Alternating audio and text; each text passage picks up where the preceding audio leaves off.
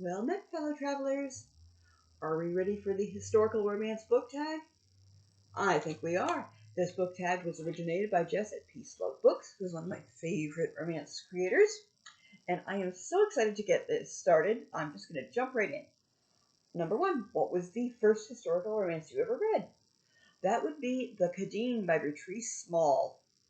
I was 11 years old, and I stole it off my mother's nightstand, and she stole it back, and I stole it back, and I won't make you all listen to the in-betweens, but then I just started getting my own copies. Wise woman, my mom. Okay, number 2. What was the last historical romance you read? The historical romance that I am currently reading would be Regency in Color Volume 1 by Jessica Kale and others. I will add their names in the description because I should have written it down, but I didn't. This is the first in what is hopefully going to be several installments of fan favorite setting with some diverse characters. I am really excited for that. We have one Jamaican heroine, which is really cool.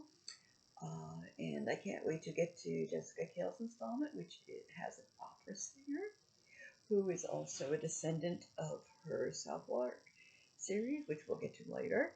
So I am really excited to get back to reading that and finishing it tonight, so I can leave a great review because it's wonderful. Who is an underrated historical romance author you wish more people read? Oh, so many, which is why I am here. Besides me, I have a lot who I adore, which is why I'm here, so I can just share them all with you guys. Jessica Kale. Love, love, love, love Jessica Kale. Start with her Southwark series, which it begins with Tyburn. It's not for the faint of heart.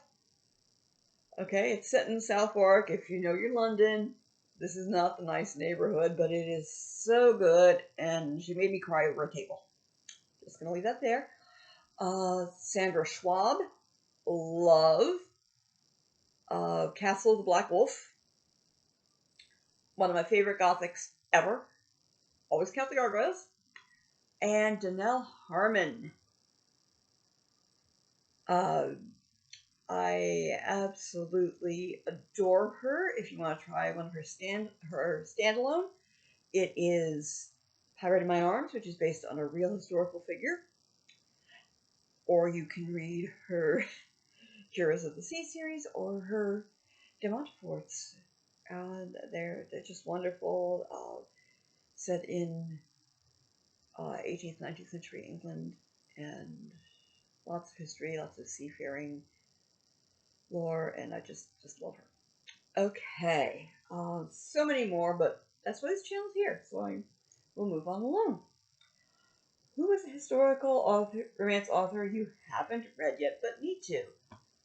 Again, so many, and I'm kind of ashamed to say it, but Angelina James, who is a lovely person. She's a Facebook friend, and I have her books on my Kindle. I need to get to them because I know they're going to be fantastic. She writes mostly Regency English historicals, and I know where I want to dive in first. I first got started getting her books because of her some Christmas historicals, because when it comes around Christmas time, me and Christmas historicals love. But I also have an eye on one she has with not a Christmas story, I don't think, with an alcoholic heroine, and I am all about the angst. I am all for that. Yeah, recovery is something very real, touches a lot of lives, and I cannot wait to read that one. So, what is your favorite historical? What historical romance would you recommend to people who are new to the genre? Mine! Read mine! I currently have 2 out that are both standalone novellas. Never Too Late is set at turn of the century England and Italy with a 50-year-old heroine. And then Queen of the Ocean is set in 16th century Cornwall. It's got wreckers and pirates, and I had so much fun writing both of them. But if you're going to talk about writers who are not me, I'm not going to cover the usual suspects, because again, a lot of the people who've been here long before I have done great with that. So I'm going to say, if you're looking particularly to get a taste of old school romance, you want to start with Kathleen Woodward's The Flame and the Flower, the very first historical romance as we know it, 1972. Some things didn't age well, but you can see where the seed took hold.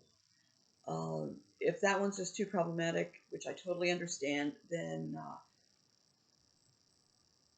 and try the Flower. I just said that one. Wolf and the Dove, or Shanna. You definitely, if you want a taste of old school, you need to try Woodward's. Okay. What is your favorite historical romance of all time? Okay. If you've known me for more than 5 minutes, you can say it with me. Skye O'Malley by Patrice Small. Again, not for the faint of heart. You can see a trend here, gentle readers. I will have stuff for you too, I promise, promise, promise. But Skye O'Malley was the book that cemented my love of historical romance. Kick-ass heroine who, every time life knocks her down, she gets back up and gives it what for. And the ending makes me pump my fist in the air and cheer. I can recite the last line, "Gentlemen, I'm for home." And Skye O'Malley and her husband and her friends gallop down the road to Devon in the sun. Something like that. I need to reread this, totally, obviously. But we've got 16th century Ireland and England, and Skye grows from a teenager to an adult, and she has some wild adventures. More than one husband, yeah. So if that's a deal breaker for you, this is not your book. But all the adventure and the daring and the voice, and I loved it, and I love it, and yeah. Skye O'Malley. That's the one. I even named a cat after her. Yeah.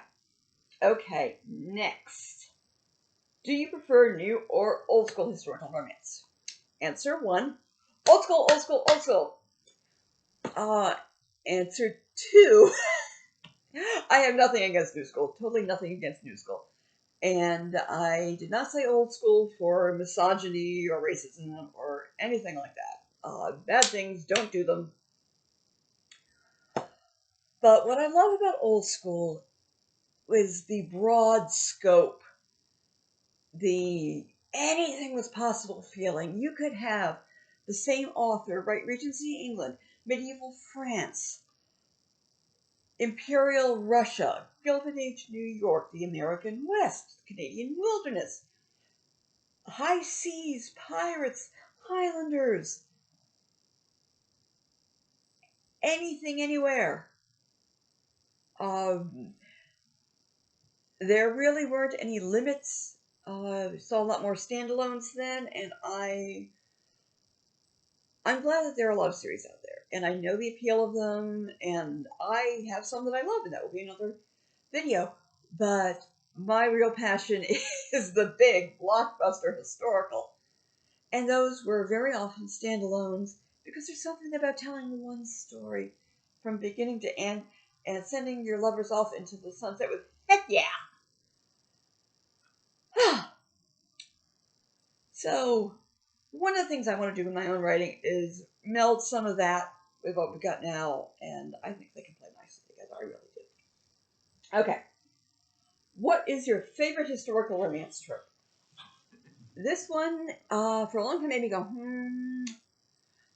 But now I say first, whatever is the opposite of wallflower. I don't know if there's an industry-wide term for it, but I like a kick-ass heroine who knows what she wants and goes after it, maybe not in the most well-advised way. Well-behaved women never make history. Not that Shire heroines can't be awesome, which they are, but that's what resonates with me. I'd like to see an extroverted heroine. I can identify with that.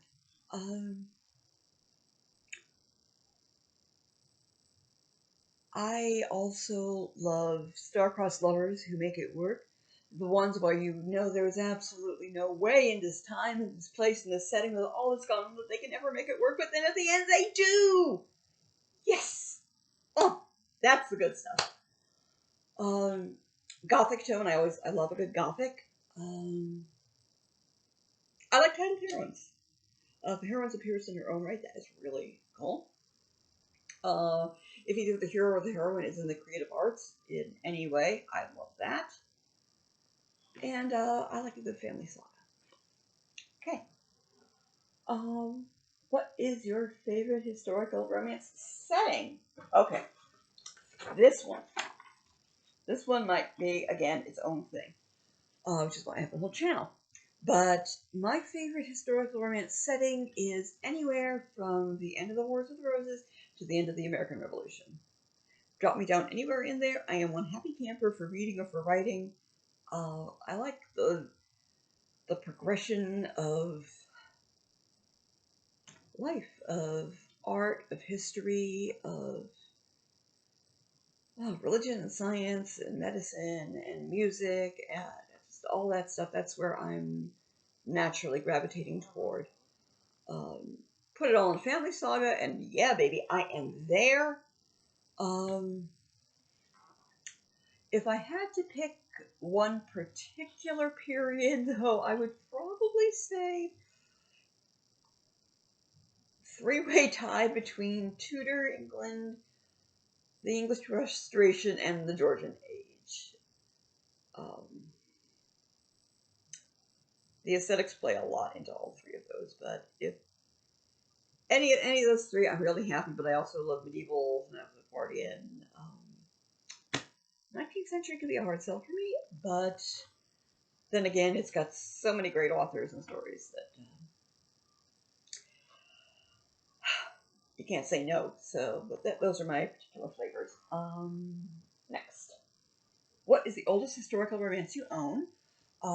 We have recently moved, so white walls, and all of my books are restored, 100%.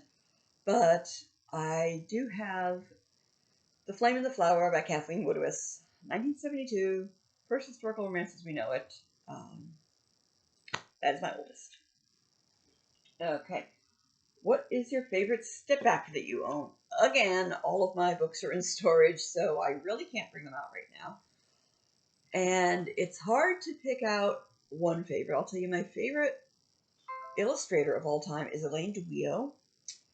And the first of her stepbacks that come to mind would be Upon a Moondark Moor by Rebecca Brandewin. It's got this romantic Wuthering Heights vibe and lush burgundy velvet and flowers and the detail she put into everything. Oh, yes, that is one of my favorites. I will do a whole video on Elaine DeWio in the future because she's just a genius, and I love everything she painted. Okay, what historical romance releases are you excited for? Oh boy, I miss Romantic Times magazine. I really, really, really do. I used to comb through that thing with a highlighter and a pen and picking out what releases I wanted to get. And it's different in the internet age. So I will just say that I am anxiously looking forward to whatever is coming next from Jessica Kale, Sandra Schwab, Janelle Harmon. I already mentioned them again earlier, but I flat out adore them. So I will take anything with their names on it. Cannot wait to see what Cynthia Wright and Kimberly Cates come up with next. Those are writers who started out in what one might term old school and are still bringing it in the new age. Marcia Canham. I will buy Marcia Canham without knowing a darn thing about the book, because I know she's going to tell me a great story, and I'm going to have a wonderful time. And I could go on for ages about this. What creators do you follow for historical romance recommendations? Oh, again, so many. This is a new account I set up just for this channel, so if I mention them and they're not in my subscriptions that you see here, I will carry them over from my other account, my civilian account. Obviously, PeaceLoveBooks, Remarkably Lisa, Lacey Book Lover, The Book Refuge, Ashheart Books. Really, so many more, and I'm discovering more every day, and I could not be happier to see more interest in historical romance. So I'm going to leave you all with that. What do you think? Do you like any of these books? Are you curious about any of these? Would you like to see me talk about any of this in more detail? Drop in the comments. Let me know. Like, share, subscribe. All of that stuff. Catch you next time. Bye-bye.